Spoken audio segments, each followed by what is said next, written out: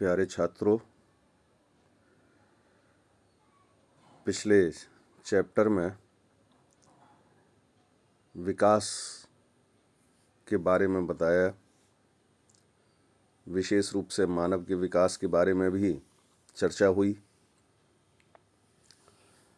आज हम अगला पाठ मानव स्वास्थ्य और रोग के बारे में चर्चा करेंगे। इसमें पहला टॉपिक है मानव में सामान्य रोग। तो वास्तव में रोग है क्या? जब शरीर या शरीर के किसी अंग में कोई गतिरोध पैदा हो जाता है, यानी कुपोषण, आनुवंशिक कारणों तथा रोगाणुओं के संक्रमण से शरीर की दैहिक, मानसिक दशा में विकार उत्पन्न हो जाना रोग कहलाता है। और इस अवस्था में मनुष्य को रोगी कहते हैं, पेशेंट कहते हैं। प्रत्येक रोग के अपने अलग अलग लक्षण होते हैं।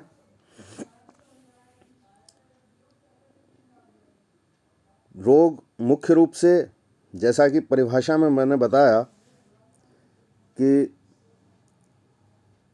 वे पैथोजन द्वारा भी उत्पन्न हो सकते हैं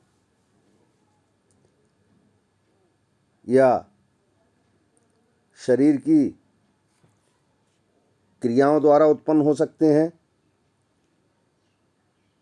या फिर कुपोषण से उत्पन्न हो सकते हैं।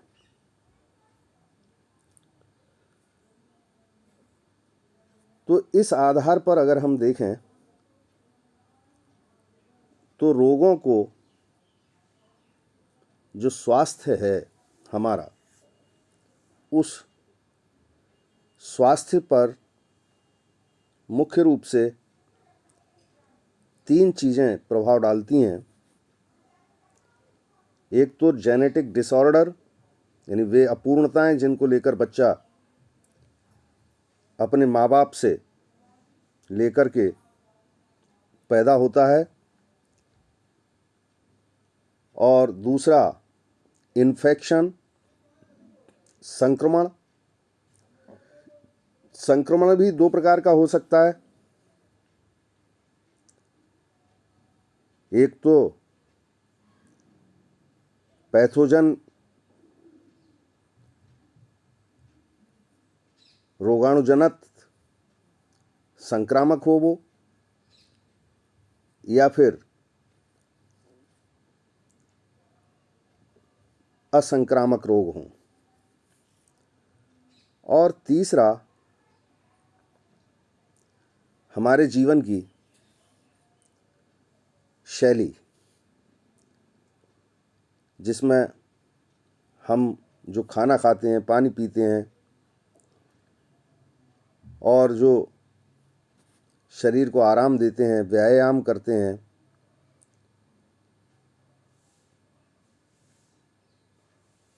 ये सब। जहाँ रोगों के प्रकार का सवाल है, तो जैसा मैंने बताया कि 2 प्रकार के रोग हो सकते हैं। एक को कहते हैं हम जन्मजात या आनुवंशिक रोग, जो जन्म से ही पैदा हो रहे हैं, जैसे डायबिटीज़ है, हीमोफीलिया है, फिनाइल कीटोन्यूरिया है। ये सब कॉन्जेनाइटल डिजीज़ हैं, जन्मजात रोग हैं। दूसरे एक्वायर्ड कैरेक्टर ये वास्तव में जन्मजात नहीं होते, बल्कि प्रोटोजोआ, जीवाणु, विषाणु आदि के द्वारा संक्रमण से फैलते हैं।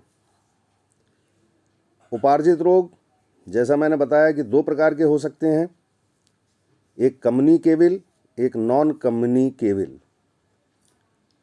कम्युनिकेबल में जो रोग फैलाने वाला कारक होता है उसको हम पैथोजन कहते हैं,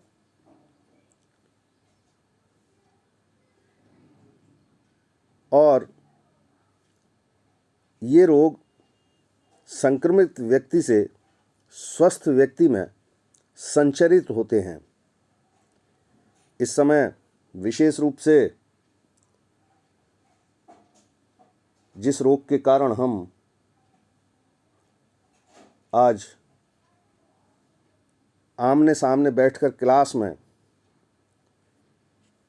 एक दूसरे से डिस्कस नहीं कर पा रहे, बल्कि अपने घरों पर बैठे हुए हैं,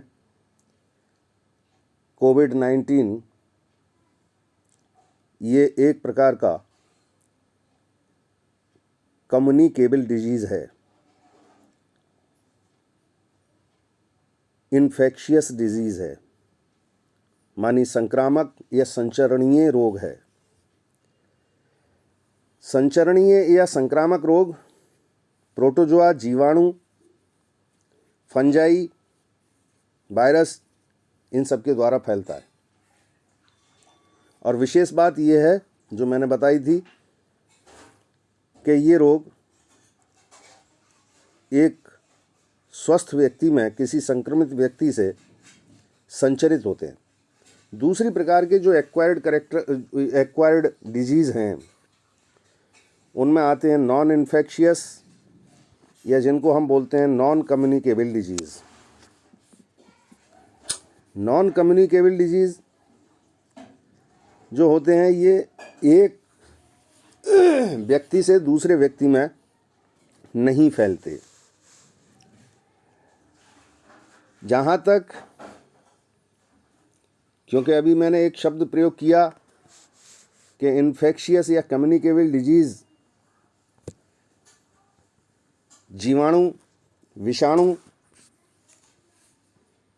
फंजाई, प्रोटोजोआ इन सब से फैलते हैं, और जिससे वो फैलते हैं उसको हम पैथोजन कहते हैं, रोगजनक कहते हैं।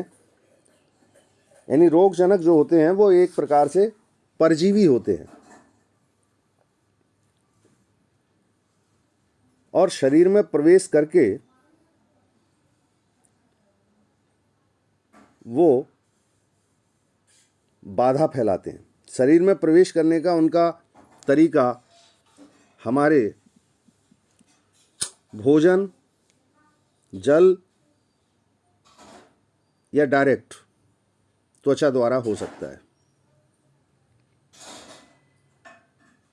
ये जो रोग हैं, जैसा मैंने बताया कि विषाणुओं द्वारा भी बहुत सारे रोग उत्पन्न होते हैं, संक्रामक रोग। तो विषाणुओं द्वारा उत्पन्न होने वाले रोग जो हैं उनके कुछ एक के नाम आप ध्यान रखें, और वो रोग हैं जैसे चिकन पॉक्स है, छोटी चेचक, वेरिसेला जोस्टर नाम के वायरस से होती है। लगभग ये रोग समाप्त हो गया है, वैक्सीनेशन हुआ इसका, टीका लगाया गया, जिससे ये रोग पूरी तरह से लगभग समाप्त हो गया है। खसरा है, खसरा रूबियोला वायरस के द्वारा होता है। इसके अलावा मम्प्स हैं, कनफड़े, इसमें जो गले में पैरोटिड लार ग्रंथि है उसमें विषाणु का इन्फेक्शन हो जाने से सूजन आ जाती है, जिससे मुंह खोलने में परेशानी होती है। ये रोग थूक, छींक आदि के द्वारा फैलता है। इसी तरीके से एक ट्रैकोमा नाम का रोग है, विषाणु जनित। इसमें भी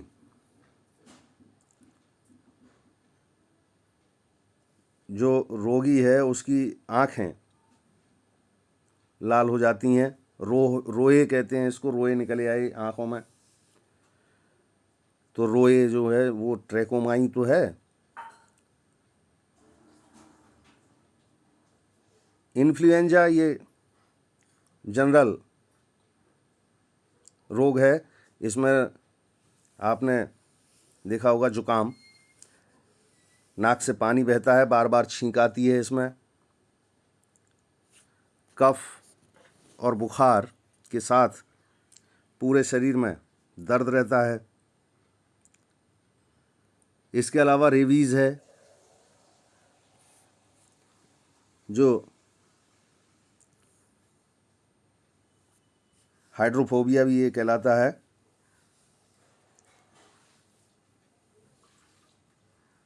इसमें विशेष रूप से हाइड्रोफोबिया इसलिए कहते हैं इसे, हाइड्रो मीन्स पानी, फोबिया मानी डर, जिसमें रोगी पानी से डरने लगता है। इस रोग से बचने के लिए कुत्ते, बिल्ली आदि का प्रतिरक्षीकरण करना चाहिए। स्ट्रीट वायरस से होता है ये। हेपेटाइटिस है, पीलिया, जॉन्डिस जिसे बोलते हैं हम, इनमें हेपेटाइटिस बी सबसे ज़्यादा घातक रोग है। पोलियो, ये माइलिटिस, पोलियोमाइलिटिस नाम के वायरस से पैदा होता है। और 20वीं सदी का सबसे घातक रोग है एक, इसमें वायरस के द्वारा उत्पन्न होता है, जो जिसे हम एड्स कहते हैं, AIDS, एड्स। और ये जो एड्स रोग है, इसकी फुल फॉर्म भी आपको याद रहनी चाहिए, एक्वायर्ड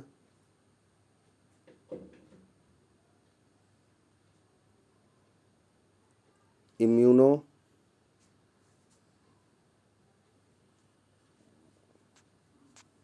डिफिशियंसी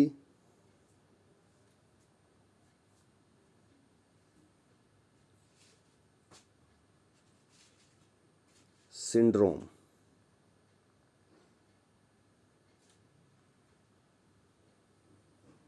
और ये HIV, ह्यूमन इम्यून वायरस के द्वारा उत्पन्न होता है। इसमें शरीर की T4 लिम्फोसाइट सेल्स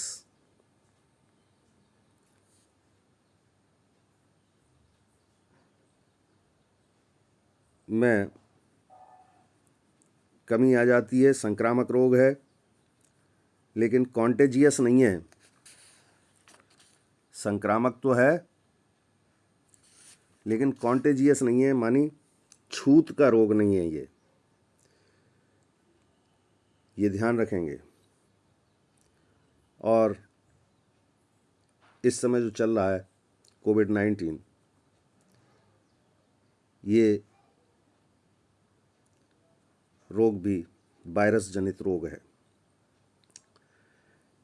अब कुछ बैक्टीरियल डिजीज़ की बात कर लेते हैं। इनमें मुख्य रूप से ट्यूबरकुलोसिस, TB जिसे बोलते हैं आप, ये माइकोबैक्टीरियम ट्यूबरकुलोसिस नाम के बैक्टीरिया द्वारा फैलता है। और इसमें भी एक व्यक्ति से दूसरे व्यक्ति में ये रोग फैलता है। इसके लिए हम एक टीके का प्रयोग करते हैं, BCG नाम का एक टीका लगाते हैं।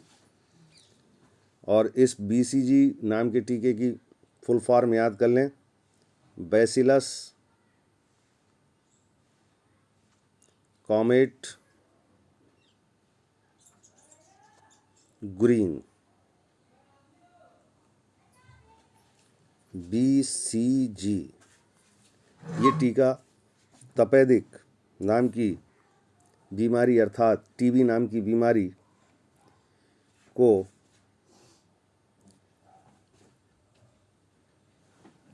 TB नाम की बीमारी से बचने के लिए लगाया जाता है। इसके अलावा दूसरा जो बैक्टीरियल डिजीज़ है वो है कॉलरा।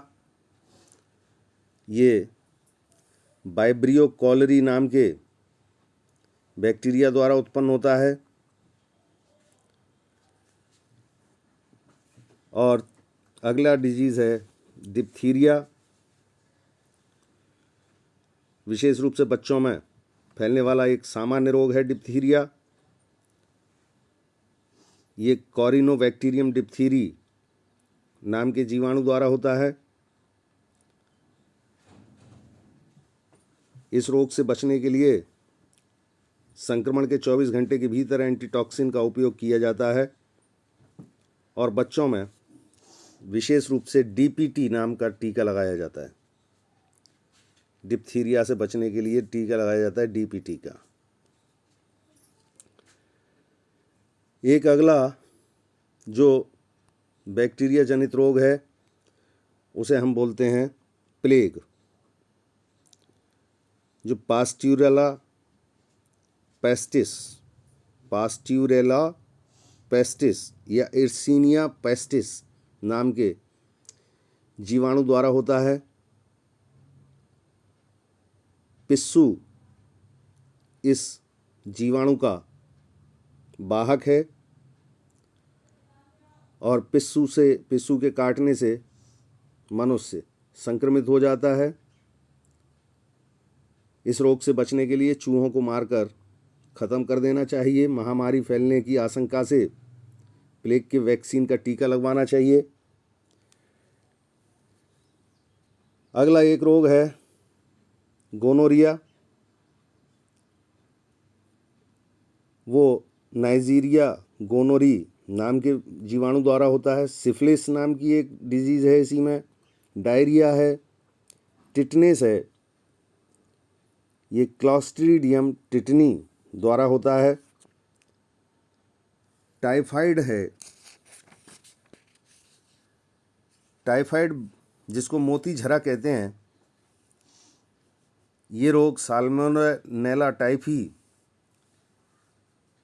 नाम के रोगजनक जीवाणु जिसमें मानव में टाइफाइड ज्वर होता है, विशेष रूप से ये रोग कॉन्टेमिनेटेड फूड और पानी द्वारा उत्पन्न होता है। इसके लिए एक टेस्ट किया जाता है, उस टेस्ट का नाम रखेंगे बिडॉल टेस्ट।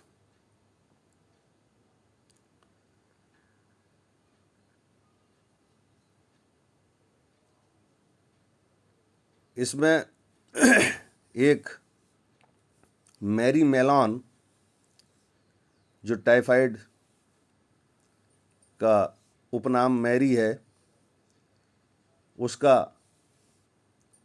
वास्तव में क्या है कि वो पेशे से रसोइया थी जो खाना बनाती थी, उसके द्वारा बरसों तक टाइफाइड वाहक के रूप में टाइफाइड फैलाती रहीं।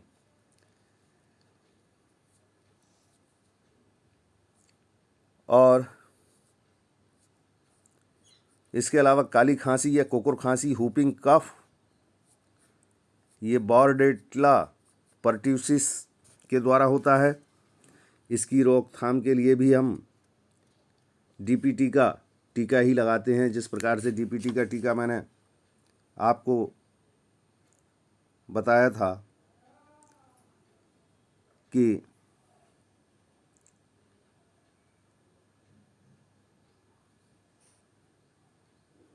टिटनेस में ATS लगाते हैं। इसके अलावा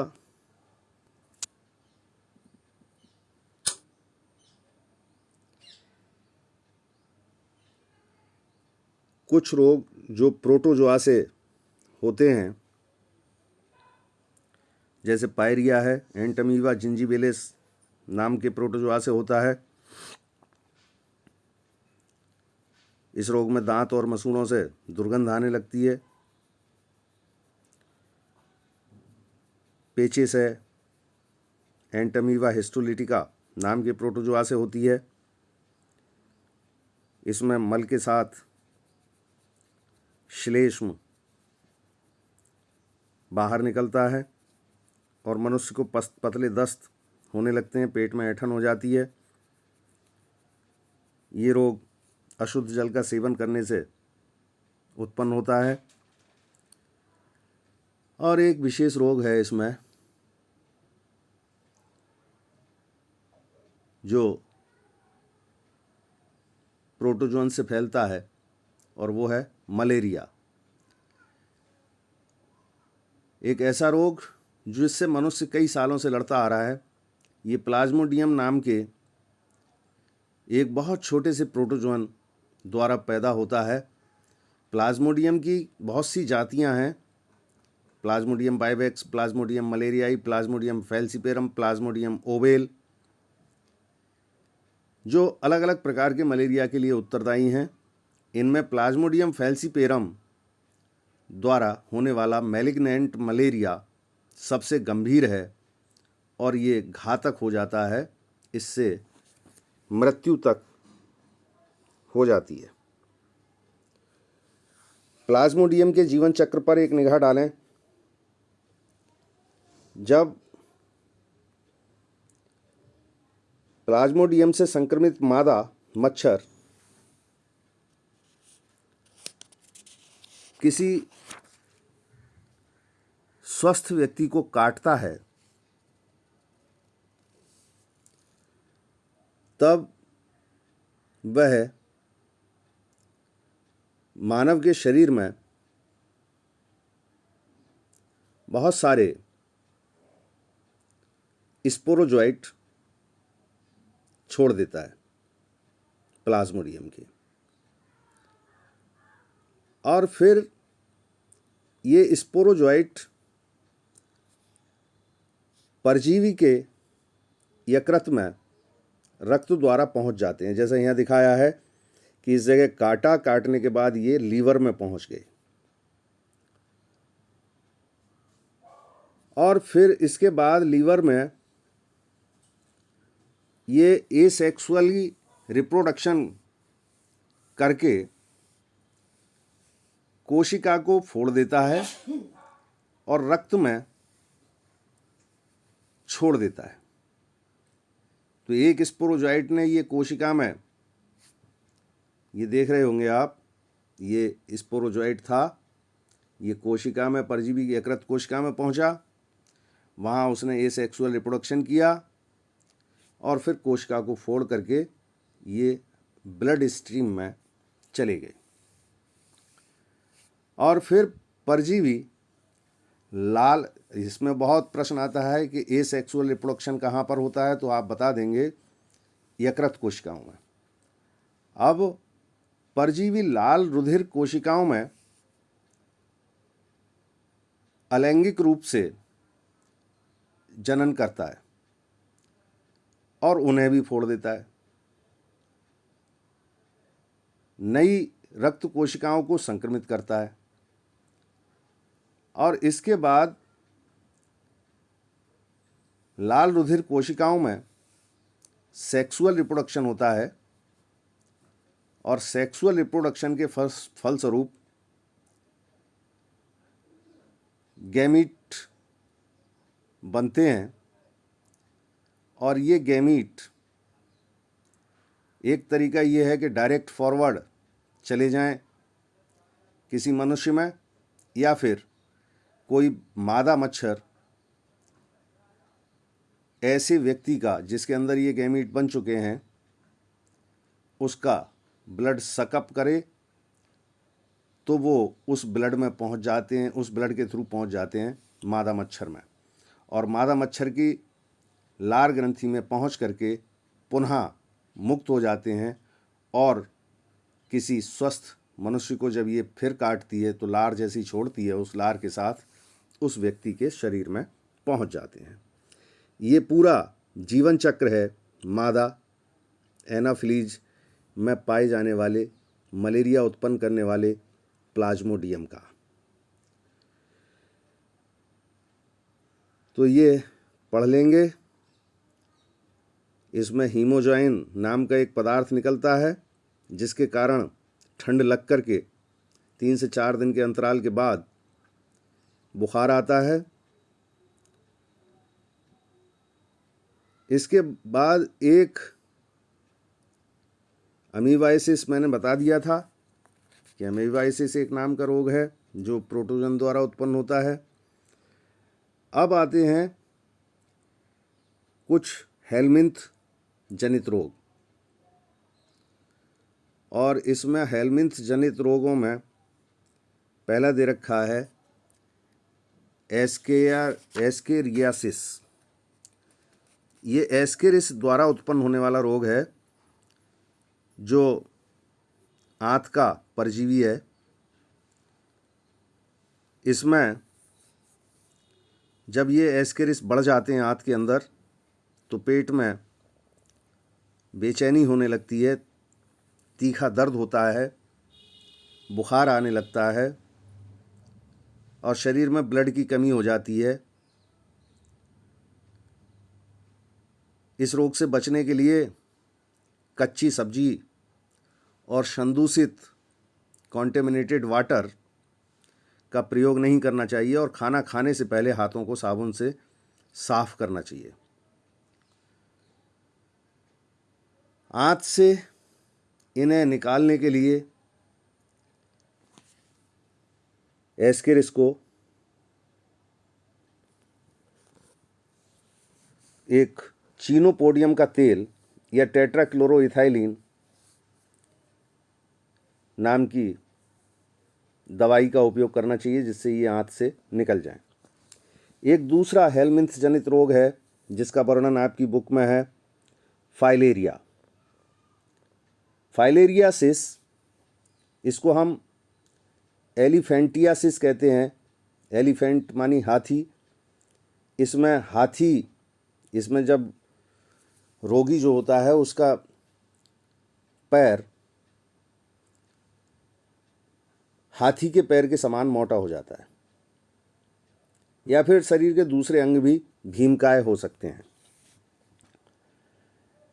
इस रोग को इसीलिए हम हाथी पांव रोग या फील पांव रोग भी कहते हैं। ये बोचिएरेरिया बैंक्रॉफ्टाई नाम के हेलमिंथीस द्वारा होता है और विशेष रूप से क्यूलेक्स नाम के मच्छर के काटने से ये रोग फैलता है। तो ये फाइलेरियासिस की बात थी या एलिफेंटियासिस की बात थी।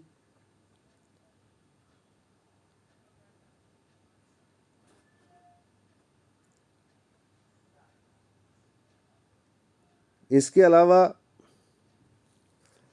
कुछ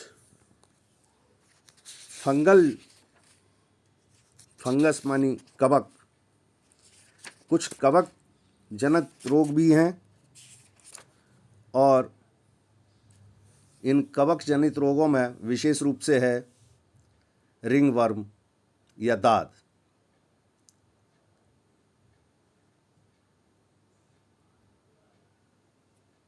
जो कवक जनित रोग है, तो ये रोगों के बारे में आप थोड़ा सा पढ़ लें, कैसे बचाव कर सकते हैं। मच्छरदानी वगैरह का उपयोग किया जाए, सेसपूल्स बनाए जाएं जिससे जल कॉन्टेमिनेट ना हो, हाथों की सफाई रखें खाना खाते समय। कुछ ऐसे अन्य प्राणियों को जो कि रोग जनितों के लार्वा को नष्ट करते हैं, जैसे इसमें एक मछली होती है गैम्बूसिया नाम की मछली मच्छर के लार्वा को नष्ट करती है। खा लेती है, उन्हें पालें जिससे मच्छर के लार्वा ही पैदा ना हो। लार्वा होगा तो मच्छर होगा, तो मच्छर पैदा होंगे ही नहीं जब लार्वा नष्ट कर देगी ये। तो वैक्सीन वगैरह का उत्पादन करें। तो ये इसमें है। इसके बाद कल बताएंगे आपको प्रतिरक्षा के बारे में।